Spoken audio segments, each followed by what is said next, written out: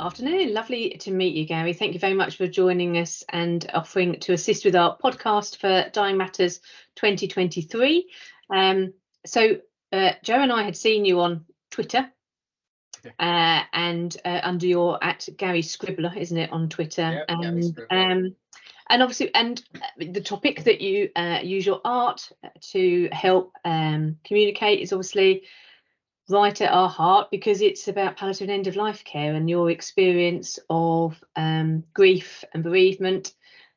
So I'll hand it over to you. Please introduce yourself and tell us more. Thank you very much. Well, it's lovely to be here. Thanks for having me. My name is Gary Andrews. As you say, I sort of am splattered all over social media as Gary Scribbler. It's basically, I was already doing a doodly diary. I was doing a drawing a day just for drawing practice, really, because I'm an artist anyway, and it was a nice way to sort of make myself draw something every day outside of work. So I was doing that for about a year and a half when, back in October 2017, my wife died suddenly, unexpectedly, aged just 41, and turned out it was sepsis in the end, when we discovered, but it was completely out of the blue. And but because I'd been doing this for a year and a half, it had become part of my daily routine to draw anyway. So I just carried on drawing. But of course, what I was drawing went from funny observations of stuff I'd seen on the news or whatever to what I was going through, what I was feeling, how I was working through the grief process, the parenting process. It became a kind of self-counseling for me. I would sit at night and unpack my day, and because I always did the drawings last thing at night before I went to bed. So naturally, my brain would go back over everything that happened that day, and something would stand out, and that would become that day's doodle. Sometimes it was a painful subject, a painful emotion, and I could get that down as a drawing. And sometimes it was something sweet or funny that had happened as well, because I also wanted not to forget, with all the pain that you're going through, that there were these little bursts of light that happened throughout, and it'd be easy to forget those. So I wanted to record the whole process, really, for myself. And I kept posting them because my friends have been following it, and so I kept posting, and it helped them to know what I was going through. And then it just sort of, it went a bit nuts, really. It got picked up by the press and then the telly and goodness knows what, and the following went crazy. But the upshot of that was that I started getting lots of lovely messages back from people saying how me documenting what I was going through was helping them in similar situations. And that was really unexpected. And it was rather beautiful, actually, because it helped me. It made me realize that what I was doing was worthwhile to them. So it kind of helped my healing process at the same time. That was a long answer to a simple question, wasn't it? No, but that's fantastic. And I think that's why we're so interested in what you're doing, because everybody deals with grief so differently and there are no rules. So you using art was just a really interesting way of being able to express your emotions, because not all of us are very good at perhaps articulating it, speaking it out loud, and it's a different way. Thing, yeah. And a lot of people would say to me, I've been trying to put into words this feeling and I couldn't tell my friends, and then you did this drawing and I can show them that drawing, and okay, this is what I meant. So being able to do that, because my brain works that way, I see in pictures. So when I experience a feeling or hear something, it pops up in my head as an image. So for me, that's the easy bit, the drawing part. I'm very lucky that that's what I do. So the valuable bit for me was thinking what the drawing would be. That was the kind of mindfulness moment, the counselling moment for myself. The drawing part was easy, but that also, as I say, meant that other people could go, this, that's what I meant, which was a really beautiful sort of byproduct of the whole thing, and continues to be so to this day. I mean, it's now 5.5 years since she died, and I still get messages most days from people telling me it's helping them, and so yeah, I could never stop. No. You've almost established a community, I think, haven't you, Gary, of people who follow you? Yeah, it feels that way. It really does. I mean, I have repeat commenters, people who it's almost a daily comment from people, and it's become like this massive global family. It's really rather beautiful, and shows you just what an incredibly positive place social media can be if it's used that way. Everyone always talks about the negatives of social media, which is true. They are out there, but there's also a delete button and a mute button. You don't have to engage with the negatives, and if you put out positivity and engage with positivity, you get positivity back. And it really helped me in the early days, you know, when I was really struggling and you know, grieving quite heavily. Just to have that, yes, my friends were amazing, but to have that wider community out there as well. At 3 in the morning when I couldn't sleep, and I would just go online and go, oh, I'm having a really rough time, and somebody on the west coast of America would say, I'm listening, I'm here, and you just go, wow, it's extraordinary. Can I ask you, Gary, have you used your drawings with your children as well? Have your children adopted a similar they technique, or as a family?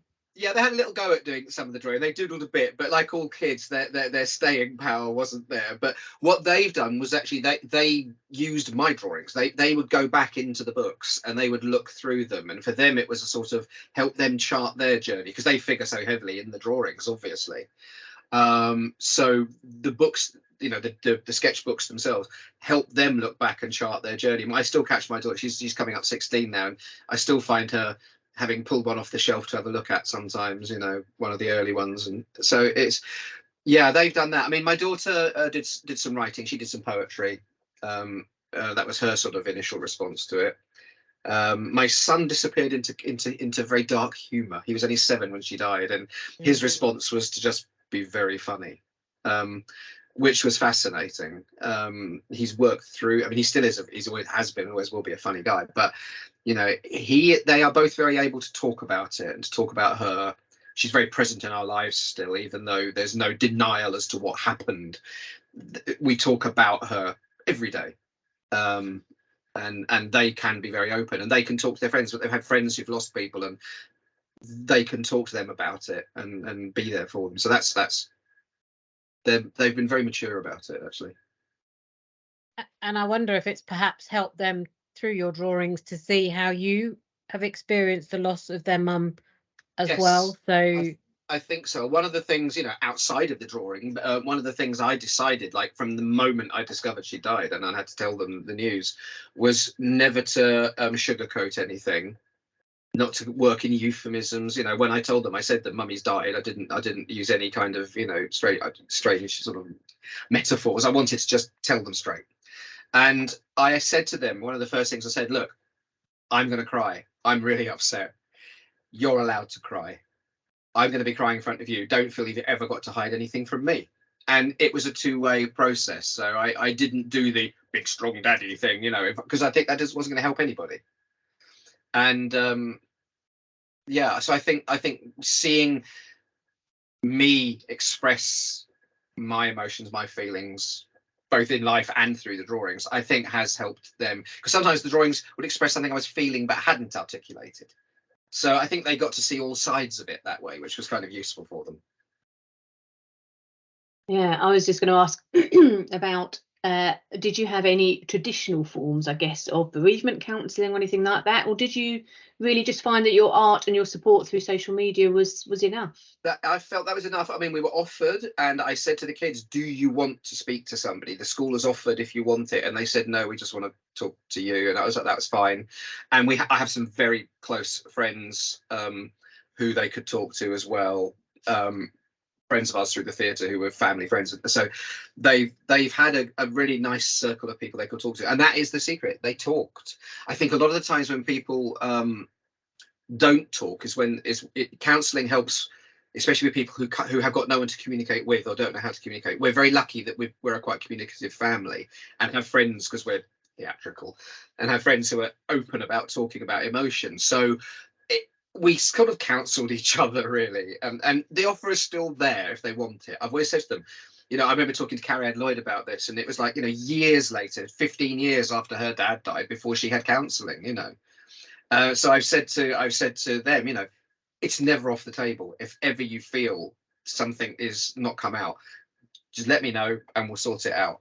But they've so far not done it, and no, the drawing and the talking seems to have theoretically done the trick, hopefully. Yeah.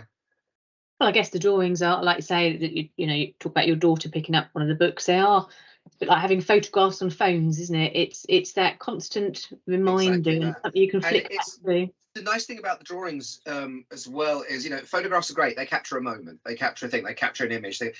But the thing with the drawings can do is capture a feeling, an emotion, which is something beyond what's actually physically there. And that's been something that's been very valuable, both in expressing it and looking back at it and seeing that journey. I was going through them only yesterday because I had to sort of dig out some photos for a talk I'm giving about something unrelated to grief, about theatre. Well, it's a bit about grief. It's about well-being, but it was to do with, it's theatre based. But I was going through all the books and I was coming across ones I'd forgotten I'd drawn and going, oh God, that I remember that. So even for me, it's helpful looking back. And I mean, there's, what is there now, 16, 18 sketchbooks full now or something, I can't remember.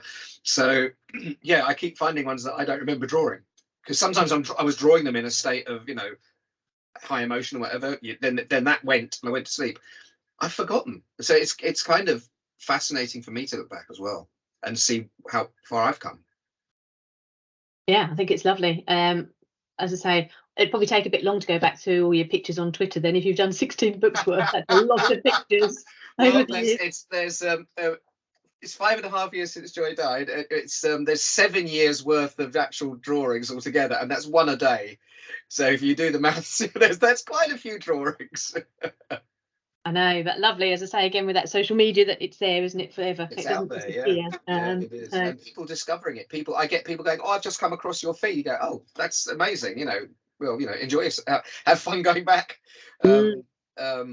Yeah, it's quite incredible, really. I've been very lucky. I am very lucky that it's something I do. It's a skill I've got, and I've been very fortunate that I've got that.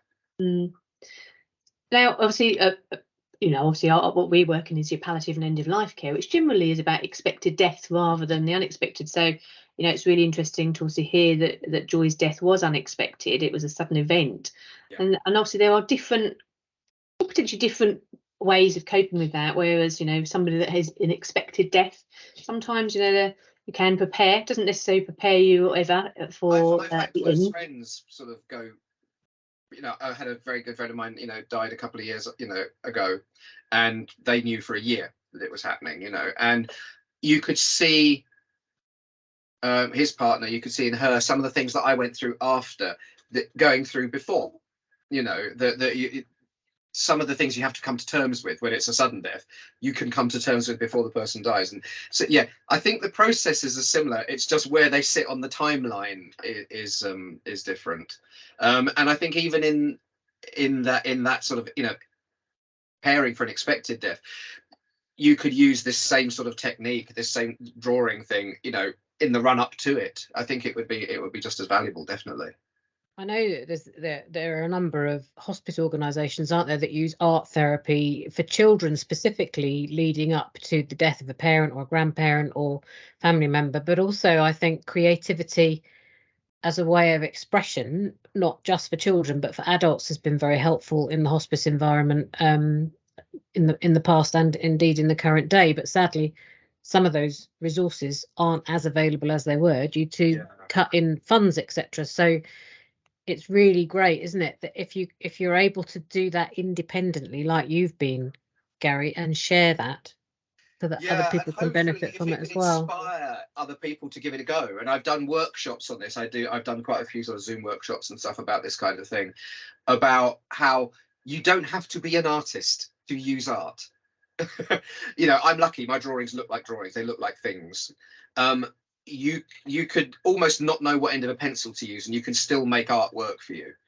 I said, you know, a stick man is as important to you because it represents you as my drawings are for me. So if you want to trying to get some feelings out and you can just do stickmen, do blobs of color, do scribbles and doodles and shapes that mean something to you. It's the thinking part of it, and then the process of doing it is like the it's like a what's it called, like letting off the steam of things, like a pressure cooker, and it lets that little bit out by thinking about it and just putting it on paper. And I said to people, look, you don't have to, I keep the sketchbooks because they are something that can go down to my kids as a legacy and they look like stuff. You don't have to keep it. A really valuable practice would be to do especially with a negative emotion, would be to do a drawing that night before bed of your black cloud over your stick man. put it to one side, and then the next morning you wake up, and if you feel that load has left you a bit, burn that piece of paper or tear it up or put it in the recycling or whatever, and then symbolically you're getting rid of that little bit of darkness. It's an incredibly useful tool to help sort of offload emotions. That's really helpful. I was going to ask for somebody, and Joe will agree, we're both not very arty. What do you suggest to people that aren't very? So that's a really good example of if you're not particularly arty. Get yourself like a watercolor block set, with that series of different colored blocks, and then you could say to yourself, what color do I feel today? What emotion? Where do I sit on this? You could decide for yourself, that end of the palette means bad, this end of the palette means good. Where am I on the palette today? And you could do little blobs of color each day, and you could chart your mental progress through how the colors change. I mean, things as simple as that. It's still interesting. Yeah.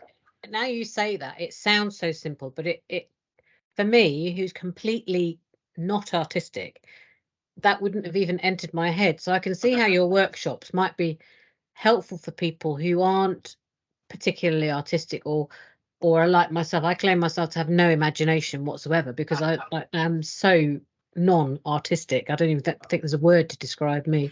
But that tablet of colours is a really nice way of thinking about how you could document your feelings and thoughts on a piece of paper without necessarily being able to draw. Yeah, I think so. It's literally a bit of water, a brush, and one mark. Blob. That's today. Blob, that color. And if you kept them in a little pad, and you could see where, say for instance you've got, you're going from the warm to the cold end of the spectrum, so your red is a bad day and your blue is a good, you're going through the greens in the middle or whatever, and you can follow that color change along a line and go, oh, it's having a bad week there's a lot of red, but look, it's gone through the green. Oh, and now we've had a month of blues, and it would give you a very clear indication of how your journey is going, with a very simple one little motion, and I just blob every night. When you've done any of your workshops, have you had feedback from people, like we were saying that we couldn't even do it, we'll have to give it a try at some point, but yeah, what feedback have you had? It's interesting. I do get a bit of feedback, people saying that they've taken it up and but I think the way the workshops work, because of what they are, I get the feedback during the workshop. People say, oh, I'm going to give that a go, thank you so much, I hadn't thought of doing that, blah blah blah. Then afterwards, of course, they've all gone their separate ways. I mean, they're all over the country and the world or whatever because they're on Zoom, so there's not a lot of sort of post-workshop feedback as such. I do get it back from occasionally some of the people who've attended the workshops who also follow me online or whatever, and sometimes just drop a message saying I've been doing it and it's thank you, it's great. And some people have even sent me drawings that they've done saying I'm doodling now, I'm even using the brown paper like you, and which is really sweet. Well, that's great because you're inspiring then, aren't you? And that's and I mean, and that's one of the positives to come out of Joy's death, to come out the fact that this was this horrible dark cloud that hung over us, and there was this beautiful silver lining inside it, is that I would not have been doing this if she hadn't died, and the fact that it's managed to help the people that it's helped is this kind of incredible legacy for her, and it makes the whole thing less pointless, and I look on this as her legacy, as the legacy of the love that she left behind, and the feeling that I have for her, and I wouldn't have been doing it if that hadn't happened, and these people wouldn't be being helped. So I think it's an extraordinary thing, I think it's a really positive note.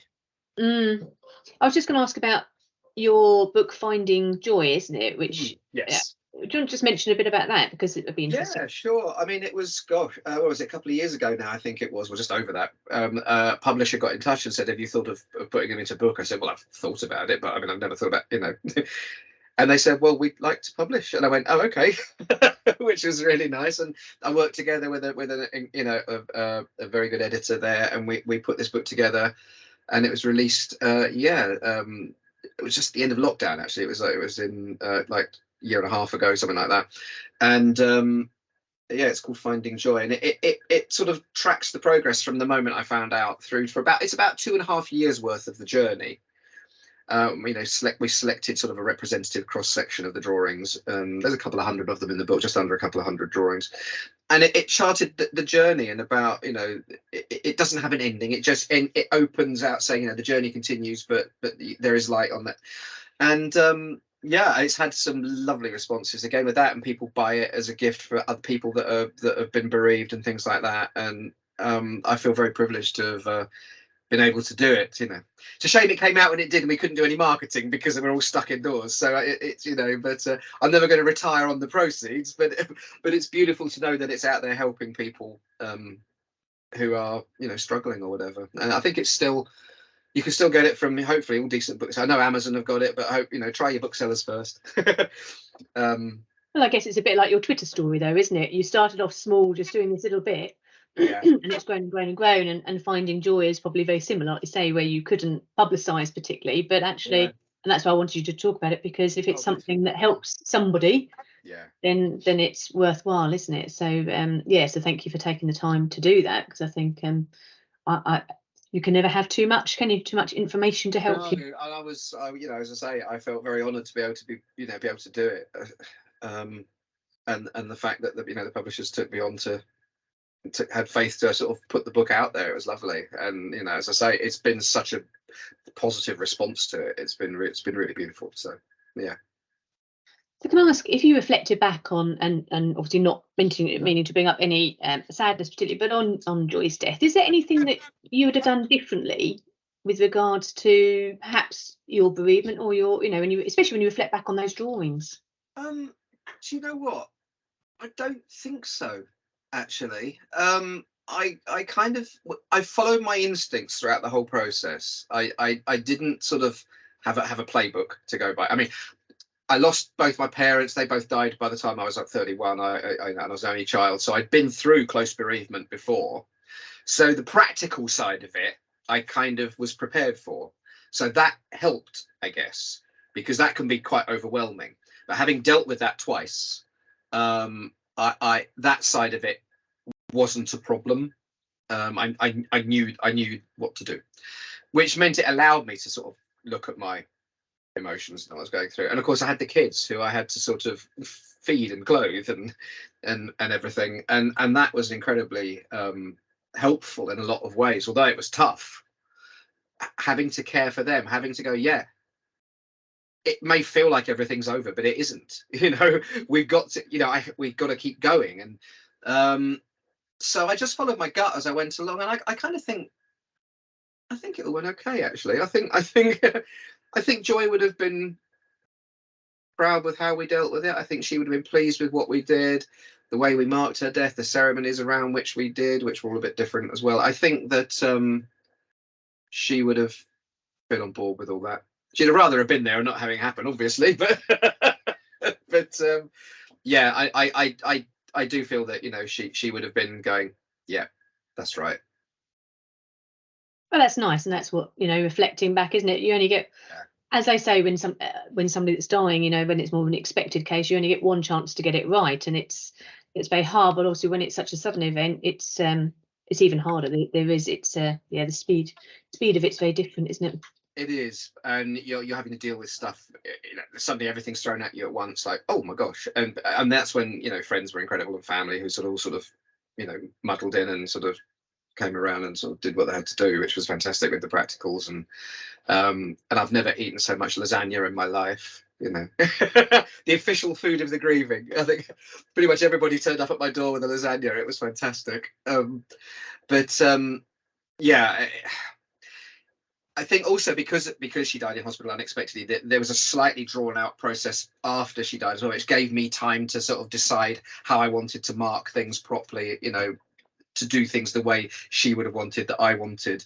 And it gave us time to sort of look at it in that way. And my overwhelming thing was to be incredibly positive, to do positive grieving, to sort of go, yeah, she's been taken away and it sucks big time, but I want to celebrate who she was, what we had, how lucky we were, and by concentrating on that side of things mostly, I think that really helped as well. I was going to ask, what's next for at Gary Scribbler then? Well, the journey took an unexpected turn a while back when I fell in love again, and I am engaged and we're getting married next year, and that's quite extraordinary and was unexpected. And again, it was one of those things that I've had a lot of people talk to me about because I've drawn about it, and some people who sort of going, I didn't know if I would feel ready, blah blah blah blah blah. And I said to them, I felt the same. I didn't know what it was going to feel like, and that's been glorious. And it was the discovery for that for me was how much, like when you have a second child and you get a whole new wellspring of love for that child, you can get that for a person. I don't love Joy any less, having fallen in love with Lisa, you know. So it's, and she understands that as well, which is important. You know, I think the new partner of a bereaved person has to be a very special person who understands that they haven't replaced the person that's gone, and that person is still very much part of the mix. And if they can acknowledge that, you know, without any kind of undue sort of pressure on them, and you know, she's extraordinary. She's embraced that so wonderfully. So it shouldn't be a threat, and that's the thing that people have to sort of realize. You know, the person who's died is not a threat to you if you enter someone's life, you know. And I think that's where it could be problematic. So yeah, that's the biggest thing for me, I guess, at the moment, which is rather wonderful. So we'll look forward to drawings then of the wedding day. You're well, yeah, not on the wedding day night. Possibly that. Maybe I'll have to do that one in advance and have that saved on a sort of scheduled drawing, maybe. Yeah, I think you might have to have a day off that day. I think you're allowed. I think I might be allowed. I'll have to do 2 the next day. Yeah, I'll make up for it. Yes. No, I mean, that's lovely to hear, because a very good point is, you know, that, you know, life does go on, and so it's lovely that you've met somebody that means as much as Joy did, you know. So I think yeah, it's a lovely place to finish, I guess, really. It is, I think, and the wonderful legacy, I think, as you said earlier, to Joy in everything that you've been able to achieve since you lost her. So I think it's incredible how you've managed to do what you've done. And then to find happiness again is I great. feel very lucky. I feel quite blessed at the moment. You know, this, you know, it feels like the universe is kind of apologizing a bit for being so horrible to me and horrible to her, and going, you know what, have something nice happen now. So that's good. Oh, no, that's lovely. Well, thank you ever so much for your time today, Gary. It's been lovely to meet you. We will look forward to many more pictures. And I must say, and hopefully this will get people to come and follow you on Twitter, I'm sure your pictures make you look a lot slimmer in real life than you do in your pictures. He does. I draw myself how I feel. Sometimes I have dysmorphia days. Bless you. No, your face is that like a nice happy face, but yes, you've definitely look. The camera is much kinder. You've lost pounds. Yeah. Oh, bless younger. you. You're very kind.